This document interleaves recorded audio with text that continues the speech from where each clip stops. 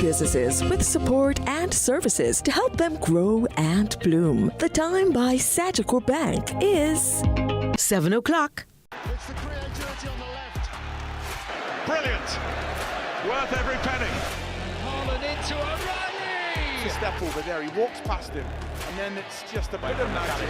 Opening up for a shot for Moises Caicedo.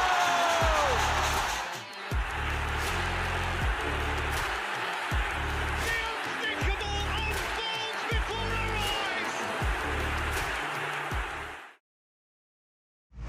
I'm me, the stylist, no scam and style me. From the market to the farm to the office, money talk is everywhere. But are you making sense or nonsense?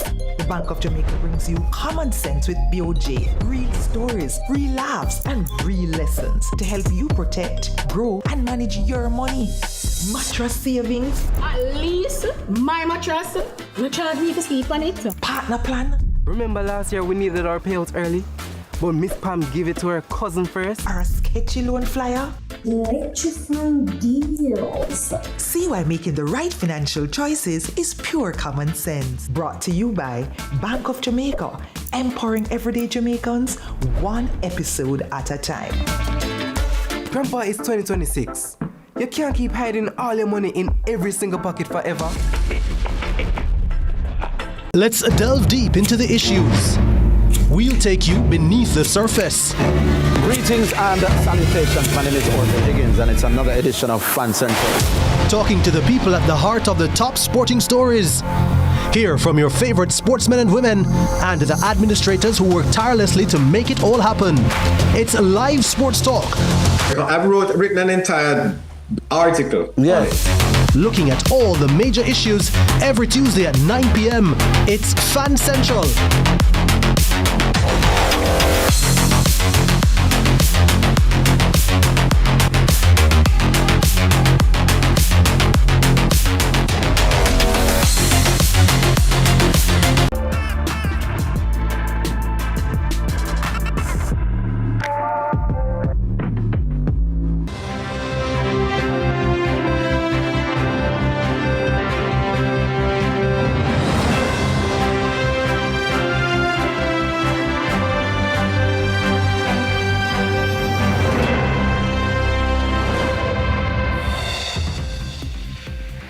Coming up in CVM News, podcaster and music producer charged after a big wall brawl.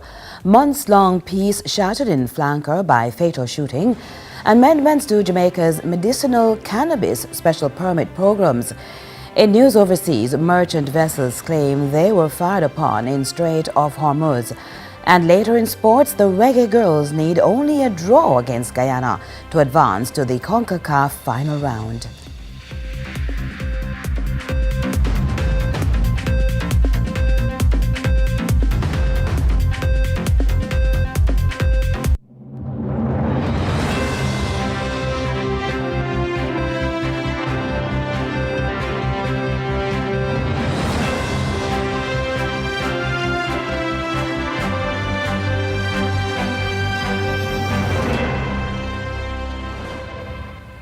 Hello from Kingston, Jamaica. This is CVM News at 7 for Saturday, April 18, 2026.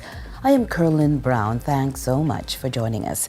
And we begin with a developing situation. The music producer Javel Morrison, otherwise called Javi, and podcaster and content creator J.D. Richards, otherwise called J. Frey, both of St. Andrew addresses, have been charged by the St. Andrew Central Police Division for multiple gun-related and assault offences following a shooting incident at a carnival party on Hope Road in Kingston 10 on Sunday, April 12. Now, during the incident, Richards and another man were shot and injured. Richards and the other man were taken to hospital for treatment and were later discharged. Now, the police say 2 Glock 19 pistols were seized. On Friday, April 17, both men were charged following separate question and answer interviews conducted in the presence of their attorneys. Richards was charged with possession of a prohibited weapon, unauthorized possession of ammunition, shooting with intent, using a prohibited weapon to commit a felony, and wounding with intent. Morrison was charged with wounding with intent, using a prohibited weapon to commit a felony, and assault occasioning actual bodily harm. Now, the matter is scheduled to be heard in court in the coming week, subject to scheduling. A 3-month span without a fatal shooting in Flanker St. James has been dealt a blow as 3 people were shot, 1 fatally, in the once notorious Western community. With the details, here's Crystal Williams.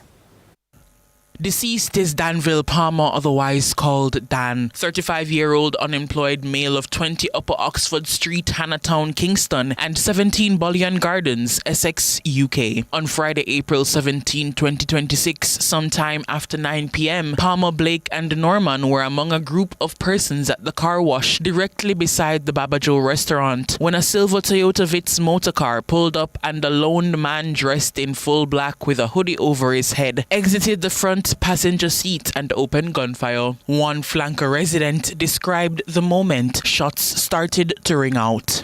I was standing right there, and then we hear bye bye, and then everybody start run. We run go through, sir. You see it. Some jump wall and so we have to spread out and run. Understand? Well, we don't know what cause the motive, but what to our experience. It seemed like a one person come back. Because if it was a shoot, same company shoot down the place, several people died. You understand me? Several people died because there was a lot of suspension on the ground. When the shooting had subsided, it was discovered that Palmer had been shot in the neck. Blake received a graze to his left side and Norman a graze to her right arm. They were transported by citizens to the Cornwall Regional Hospital, where Palmer was pronounced dead upon arrival. Councillor for Montego Bay North East, Charles Sinclair, was saddened by the return of violence to the community after an extended period of relative calm. This is the first one for this particular year. So we have gone a full 3 months, 3.5 months without any violence whatsoever in the community. If I were to look back into last year, there were only 2 acts of violence which occurred. So I think we have come a very, very far away.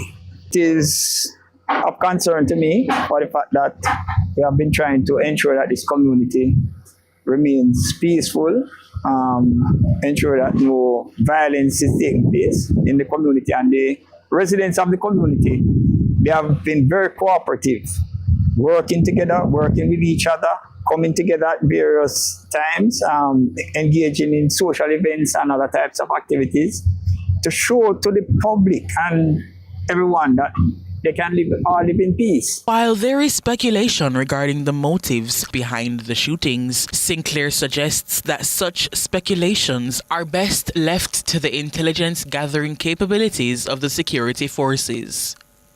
From what I've gotten so far, and you see that the shops are open and persons are actually moving around, which is an indication that doesn't appear to be something that is internal to me. Because if it were, you would get a different type of reaction. You would see the shops being closed and so forth. So I'm not getting the feeling, and from information that I have, that there is a situation that you're looking at the action last night and a reprisal. This one is really disturbing. The person who died in the incident is not from the community. He's somebody who visits the community. I understand that his residence is actually in Kingston, and he had also migrated to England. He has a social contact in the community, and that may be the reason why he was here. Police sources told our news team that special measures will be put in place starting tonight to mitigate against upsurging crime in the Flanker community, a community experiencing a very low crime rate for some time. We are trying to endeavor best with them to see if they can unite, that we can have a good community. Flanker is a nice place, next door to the airport. Yeah. You understand? And we want to make sure we live up to that, the reputation.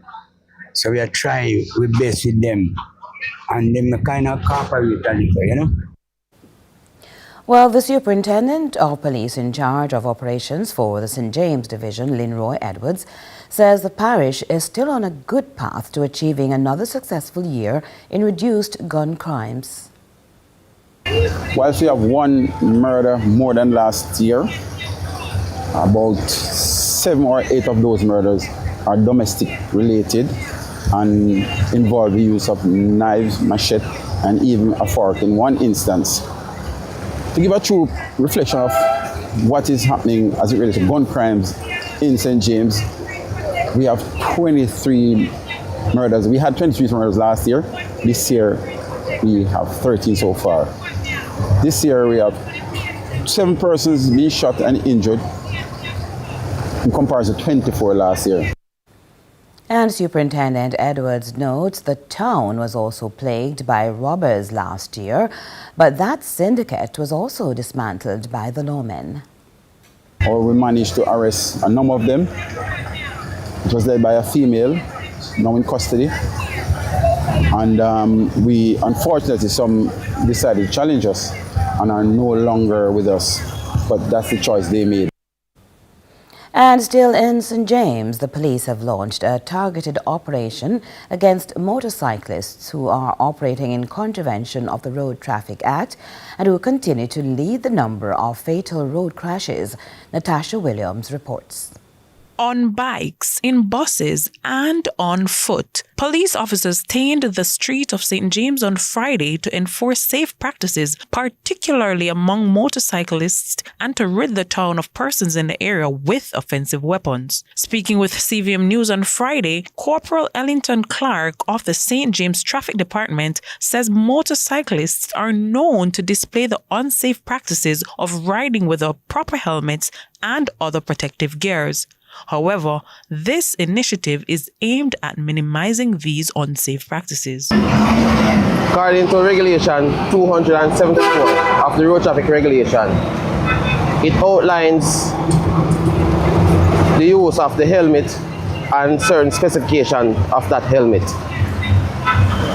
For last year, in Jamaica, we had a total of 111 road fatalities where 111 motorcyclists died. Majority of that number were drivers which were not wearing protective helmets. The operation has so far been revving up significant results as they aim to reduce road fatalities involving motorcyclists by 50% this year.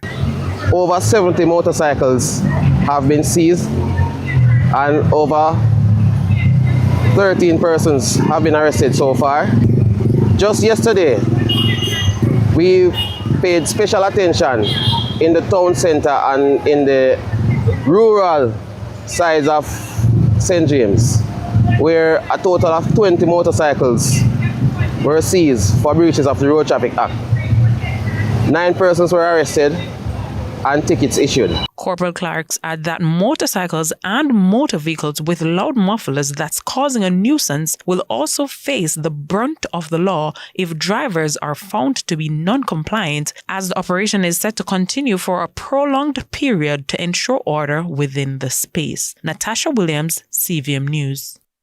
To other news now, amendments to Jamaica's medicinal cannabis special permits programs were highlighted by the Ministry of Industry, Investment and Commerce earlier this week.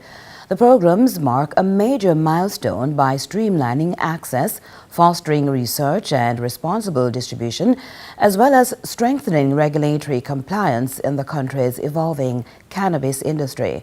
With more, here's Crystal Williams.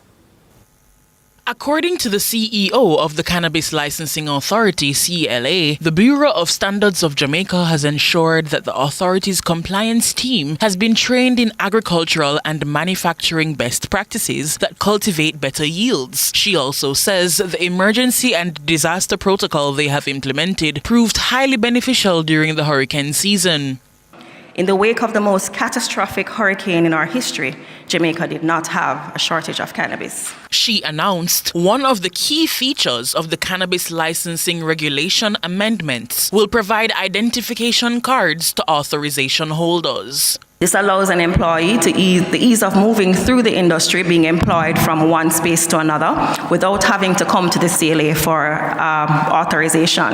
It legitimizes their employment and allows continuity for employees while police records are being processed.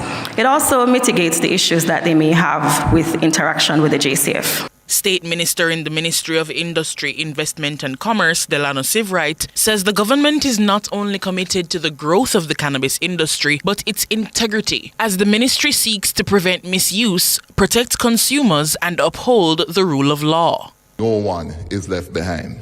Education and research remain central to our approach. By supporting scientific study and public awareness, we aim to unlock the full medicinal, therapeutic, research, and industrial potential of cannabis, whilst ensuring responsible use and informed decision-making. Chairperson at the CLA, Dr. Nadine Spence, says the new amendments promote further inclusivity and opportunity for not only current and future authorization holders, but will benefit all authorized employees across the cannabis sector. The industry is still growing, and its sustainability and success rely not only on the local regulatory and policy environment, but also on the global cannabis market reality and the regulatory environment within which this market has to operate. Our promise to you is to listen, continue to innovate and grow, and to work with you to build an industry that is inclusive, profitable, stable, and one that remains compliant with local regulations and international treaties and conventions. Crystal Williams reporting for CVM News. Minister of Labour and Social Security Pernell Charles Jr. is defending how billions are being spent under the ROOFs program amid concerns about access and assessments. Carla Ramdeen has more in this report. Minister of Labour and Social Security, Pernell Charles Jr., addressed calls to reopen the roof assessment database, explaining that the program is at the restoration phase where they are still doing assessments by a self-reporting mechanism. We must at some point put in place a system to cauterize, because now we're at the phase where people are just coming up with homes. And so the smart and strategic process that we implemented was to announce an end date and at the same time provide a mechanism that persons who are not assessed could self-report, meaning if you haven't gotten the assessment, you could just give us the information. And even if we haven't come to you before the end of February, we will come to you at some point, meaning we are doing assessments right now. He says this phase allows for all stakeholders to identify issues to inform the government so that they can be evaluated. So anyone that has any concerns, instead of raising those concerns to agitate, which is your right, we are asking that you provide us with the concerns so we can resolve.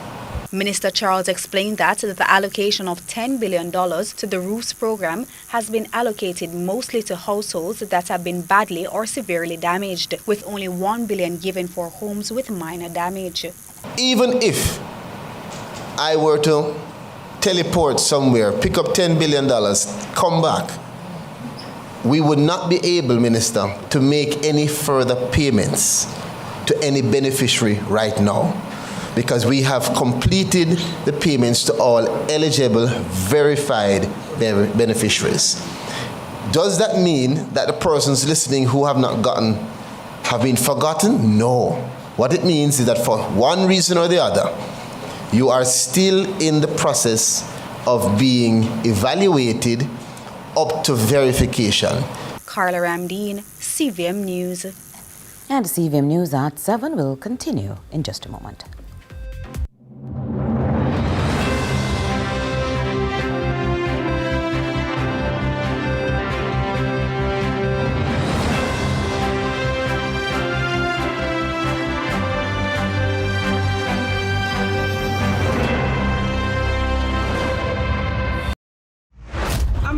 style is no scam and not style me. From the market to the farm to the office, money talk is everywhere. But are you making sense or nonsense? The Bank of Jamaica brings you common sense with BOJ. Real stories, real laughs, and real lessons to help you protect, grow, and manage your money. Mattress savings. At least my mattress, you charge me to sleep on it. Partner plan. Remember last year we needed our payouts early? But Miss Pam gave it to her cousin first. Or a sketchy loan flyer. Electrifying deals. See why making the right financial choices is pure common sense. Brought to you by Bank of Jamaica, empowering everyday Jamaicans one episode at a time. Grandpa, it's 2026. You can't keep hiding all your money in every single pocket forever. Tune in to Lead Story, weekdays at 6 p.m. Hosted by Jody Ann Quarry. Brought to you by Horizon, a new loan product from Access Financial Services.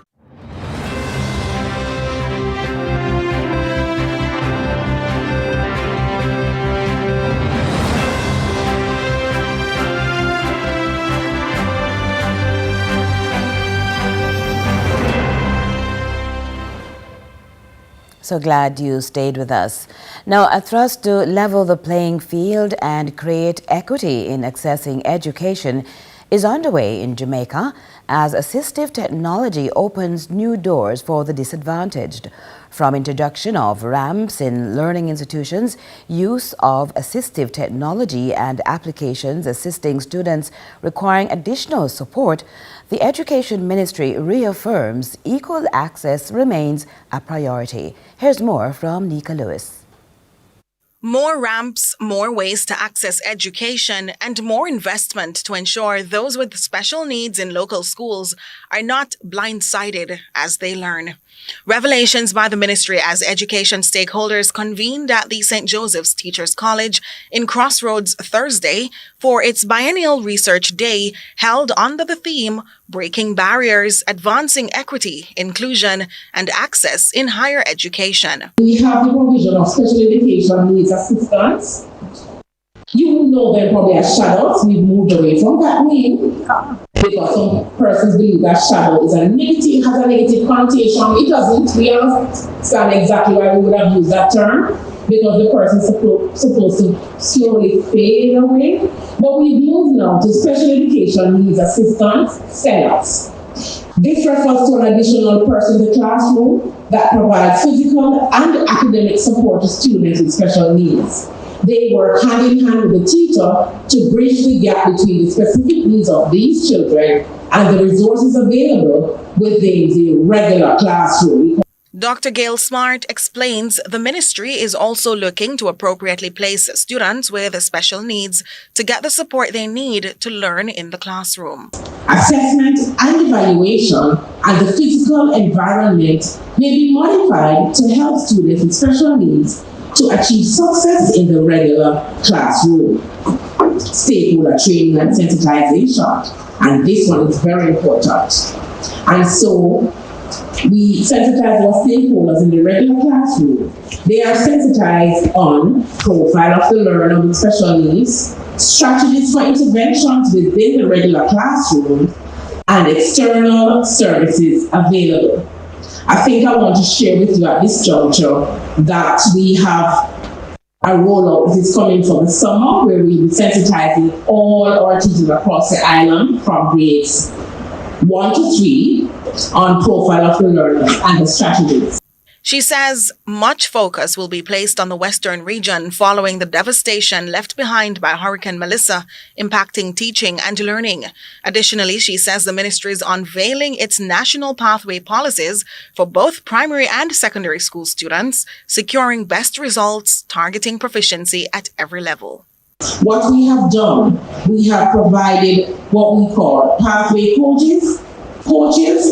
student support pathway coaches in the regular classroom, and the coaches, they support the students where there's a special educator assigned to work collaboratively with subject and grade level teachers. The pathway coach is responsible for the development of the student's individual intervention plan and guiding its implementation. Now we go to regional and international news.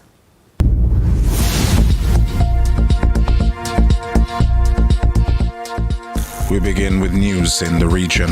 There was a steady stream of patrons throughout the day as members of the public toured 2 of 3 vessels opened for viewing as a naval squadron arrived in St. Lucia. The St. Lucia Government Information Service tells us more.